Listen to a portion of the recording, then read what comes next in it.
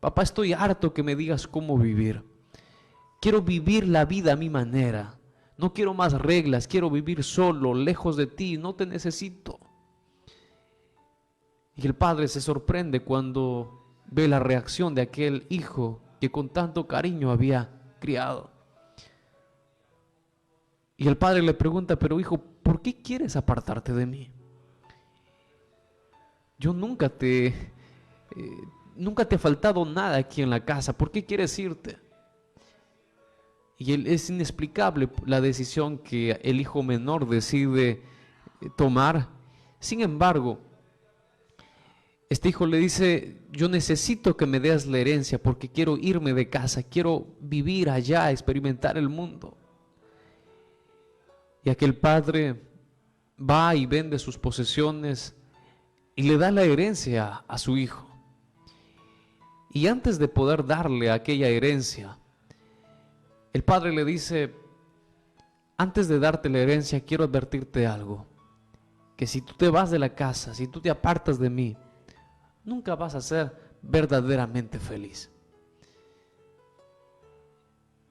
Y aquel hijo rebelde con una actitud desobediente, sin importar mucho las palabras de aquel padre, recibe el dinero y antes de irse el padre lo toma del hombro y le dice estas palabras. Si en algún momento necesitas regresar a casa, yo siempre estaré aquí esperándote con los brazos abiertos. Y aquel hijo, sin pensarlo dos veces, partió de la casa de su padre. Yo imagino que aquel padre se quedaba con una nostalgia triste, con un vacío muy grande. Y se fue desde la colina más grande para poder ver cómo su hijo se perdía a través del camino que lo llevaba tal vez al lugar donde él partía. Y la historia expresa que este muchacho, este joven, llegó a una ciudad grande y comenzó a vivir perdidamente. Comenzó a juntarse con amigos que lo seguían solamente por el dinero que el padre le había dado. Comenzó a poder desmalgastar el dinero que él tenía. Comenzó a meterse en vicios. Comenzó a acudir a fiestas, a discotecas, donde en una sola noche gastaba tanto dinero de la herencia que había recibido. Y todo iba bien. Tal vez en su inconsciencia él decía, esta es la vida que yo estaba necesitando, esta es la vida que nunca podía tener en casa, pero ahora sí realmente soy feliz. Esta es la vida que tanto estoy necesitando. Y hay algo interesante. Si bien es cierto, los placeres que esta vida te puede ofrecer, te pueden dar felicidad momentáneamente. Pero sin embargo, la felicidad que este mundo te ofrece es una felicidad que pasa pronto, es una felicidad que te mete en problemas, que cuando termina la noche de fiestas, que cuando pasa aquel sentimiento de bienestar, tú te sientes vacío, solo, culpable, sin ganas de vivir, ni siquiera te aprecias a ti mismo.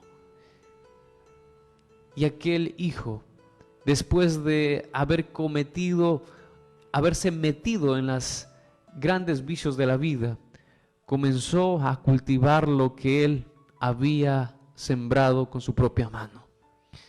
Cuando malgastó todo su dinero y ya no le quedaba ningún sol, todos los amigos que tenía se fueron, la novia que tenía le terminó y ahora no tenía a dónde poder ir.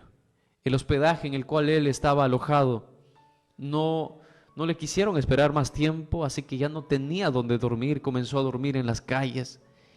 Y el hambre era tan grande que él comenzó a poder pedir trabajo para poder de alguna forma ganar dinero para poder alimentarse.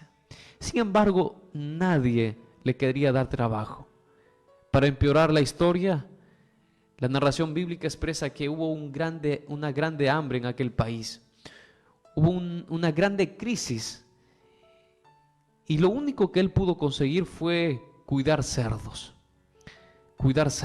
en una granja.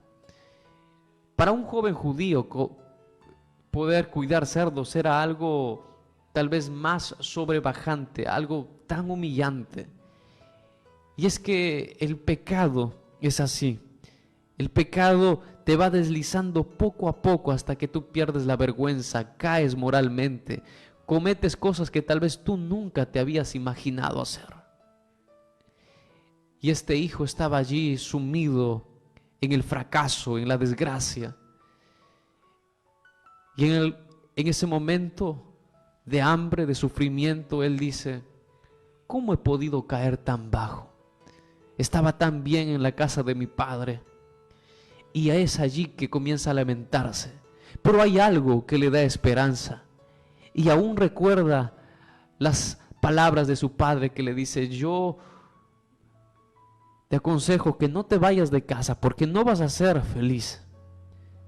Pero sin embargo, también recuerda aquellas palabras del padre que le dice: pero si un día quieres regresar a casa, recuerda que yo estaré allí con los brazos abiertos esperándote.